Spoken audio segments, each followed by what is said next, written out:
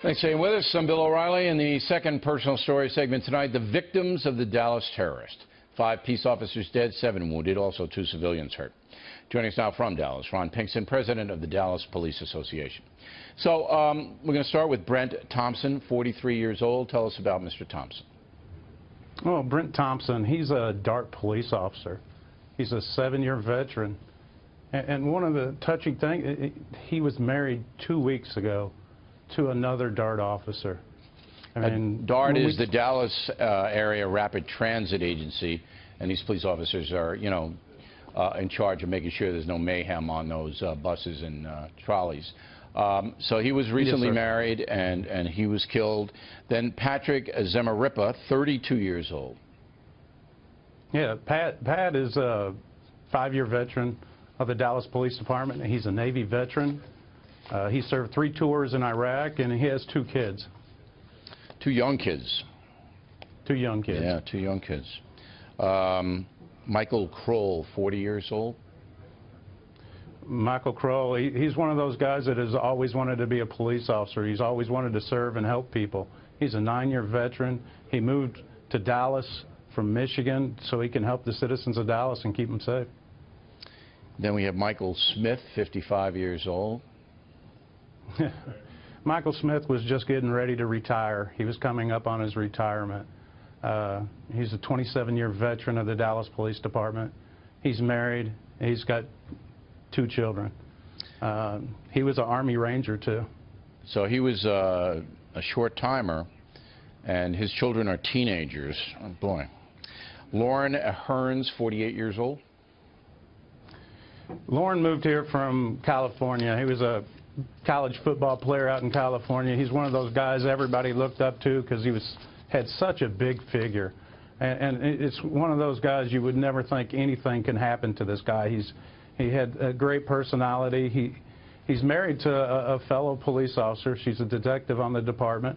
He has 2 young children, and it's a tremendous loss.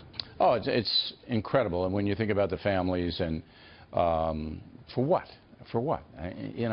For what? Now you have. Go ahead. And it always gets lost that they're just police officers, and that's why I'm glad you're doing this segment, because these heroes are they were in people's churches, their sons and their daughters, and they have kids. Yeah. They're out in they're soccer coaches, they're football coaches. Right. They aren't just police officers. You have 7 officers injured. 3 of them are DART transportation officers. Are they all going to recover? Anybody in danger at this point?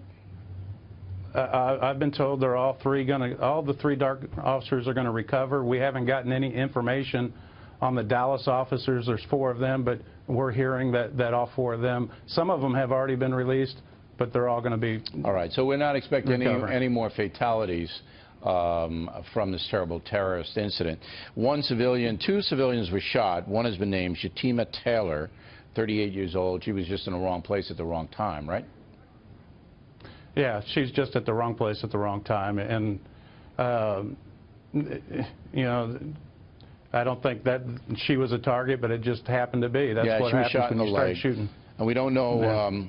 She actually has an interesting story. She threw herself on top of her 15-year-old son to shield him from the bullets. And then she took a bullet while she was on top of her son. But she's okay. Now, overall, I mean, you're the president of the association that represents Dallas police officers.